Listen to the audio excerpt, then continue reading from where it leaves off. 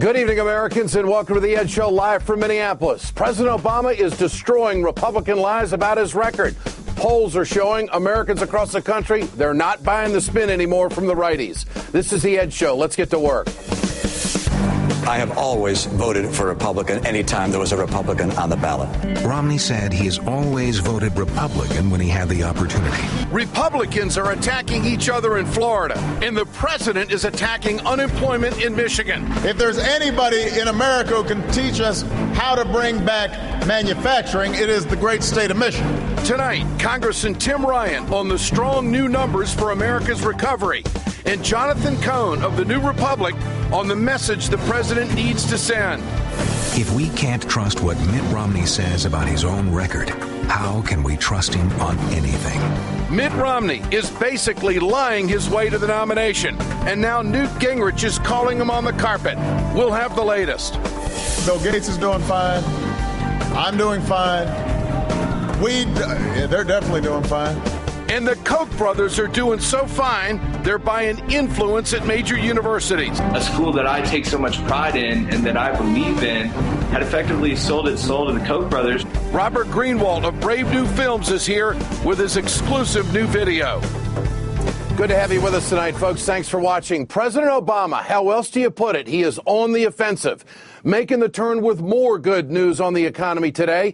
He's starting to take the credit that he deserves. Here's the president in Ann Arbor, Michigan today. The American auto industry was on the verge of collapse. And some politicians were willing to let it just die. I believe in American ingenuity. We placed our bets on the American auto industry. And today, the American auto industry is back. Jobs are coming back. 160,000 jobs. You can't say it enough, Mr. President. More jobs are on the way. Here are the numbers. The American automobile industry is expected to grow 41% from 2010 to 2015, according to industry forecasts.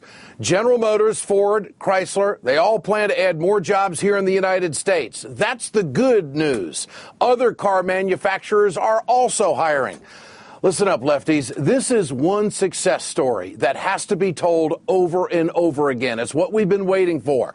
When President Obama saved the automobile industry with the help of the Democrats 3 years ago, Republicans, they were nowhere to be found. They were screaming bloody murder. The auto loans, they were not popular. It's a bailout. We can't do it.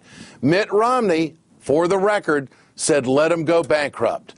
Well, the economy has a long way to go. We all know that, but we're definitely on the right track. And the president told the Democratic caucus this today in Maryland. We are moving in the right direction. Thanks to your efforts. Thanks to some tough votes that all of you took. We righted the ship. We did not tip into a Great Depression. The auto industry was saved.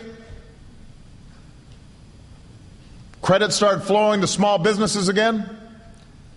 And over the last 22 months, we have seen 3 million jobs created, the most jobs last year since 2005, more jobs in manufacturing than we've seen since the 90s. All positive news. New numbers show the economy grew last quarter more than the previous 3 quarters of the entire year. Take a look at this chart. The blue bars are the Obama presidency. You can see growth as the stimulus takes effect. There's a slowing period, but then the economy starts picking up steam again. President Obama is trying to build on the economic recovery with a positive message. Everything you just heard right there is fact, spot on. This is what he has delivered. Mitt Romney and Gingrich, on the other hand, are doing everything they can to tear him down and destroy each other in the process. And basically, the polls are showing it. The latest Wall Street Journal NBC News poll shows President Obama beating Romney 49-43. Romney's negative ratings are really starting to move up with independents. In a matchup against Newt Gingrich, it's not even close. The spread is really big. President Obama at 15%, Gingrich at 37%. I like those numbers. That's because the facts are on the side with the president. When President Obama joined the Democratic caucus today, he thanked him. He didn't do it by himself. And he said that he would stand with them moving forward. I believe in you guys. You guys have had my back through some very tough times. I'm going to have your back as well, and together we're going to move this country forward. God bless you. This isn't just about rallying the troops in the Democratic caucus. It's about substance. When I spoke to Nancy Pelosi yesterday, I asked her about American manufacturing. And finally, make it in America, made in America. How essential is that to the Democratic message in 2012? Very essential. Make it in America, as our Democratic whip, Mr. Hoyer, has said, it has two meanings. We want to make it and manufacture it in America so that people can make it in America. We have to stop the erosion of our manufacturing, industrial, technological base. It is essential. We're not out there to be protectionists. We just want to be self-reliant.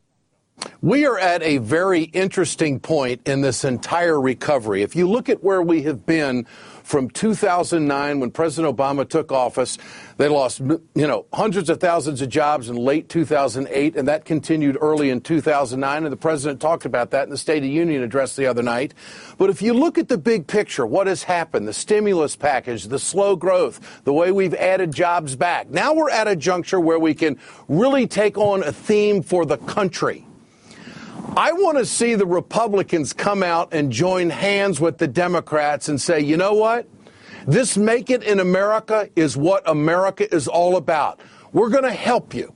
We're going to help you bring back manufacturing to this country. We're going to help the entrepreneurs. That's where the Republicans should be. Could they at least embrace Make It in America? Or is that not good either? Could they pass some legislation with the Democrats that would help the manufacturing sector? Or does it have to be another sellout for tax cuts for the rich? Does it have to be more what they call reforms to Medicare, Medicaid, and Social Security? Forget all that.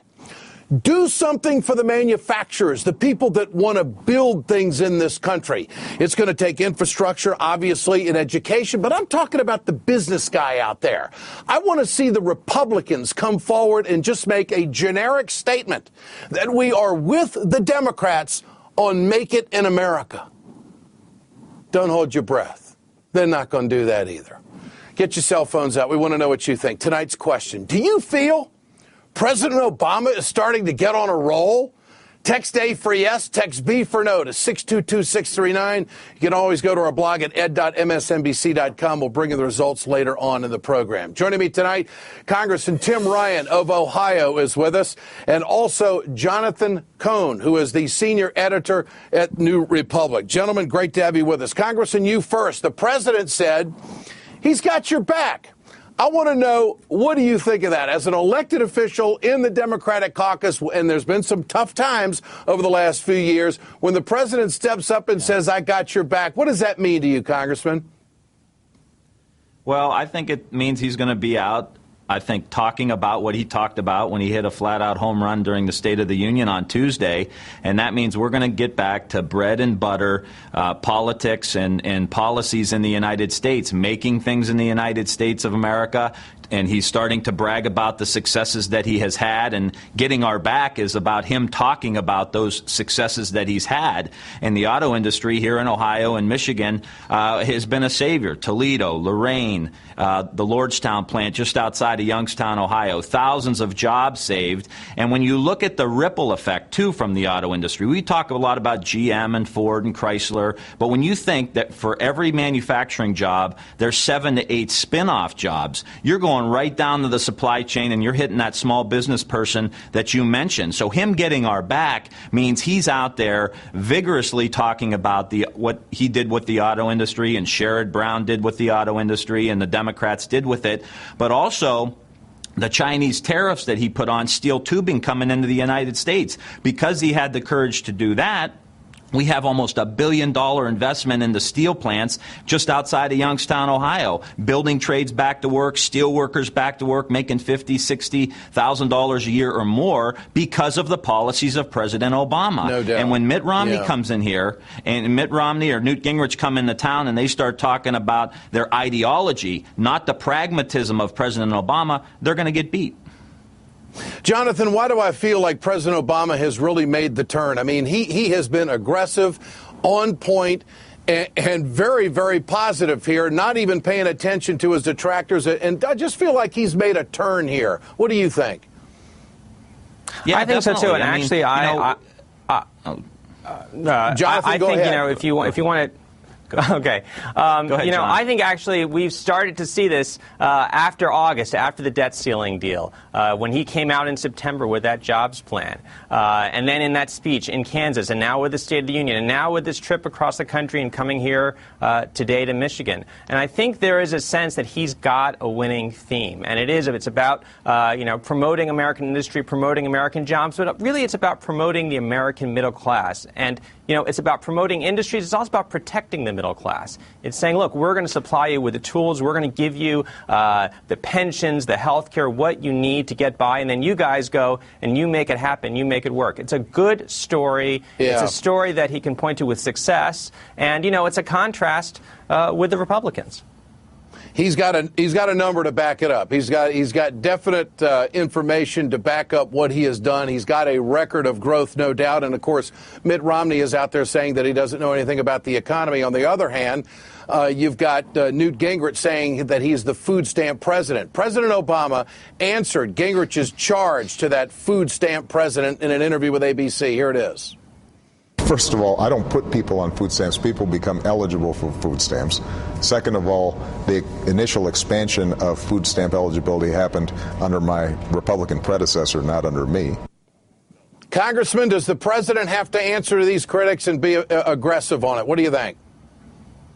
Yeah, it's got to be very, very firm. I mean, compare our record as you do nightly and Rachel does with the charts. Look at what happened under President Bush.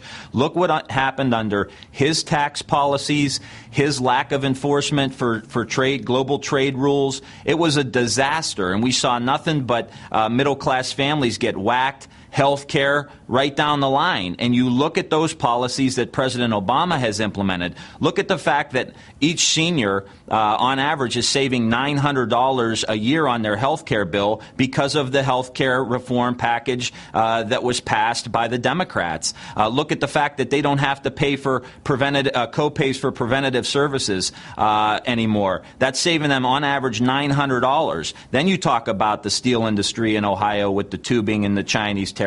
You talk about the tariffs being put on Chinese tires coming in, and that led to job creation out in Northwest Ohio. You talk about the auto industry. He has a record that he needs to just beat back. They tried to get him distracted, Ed, on food stamps and on these other issues, the birthers and whatnot. If he stays focused on the bread and butter issues that he's been successful on, we will win this election.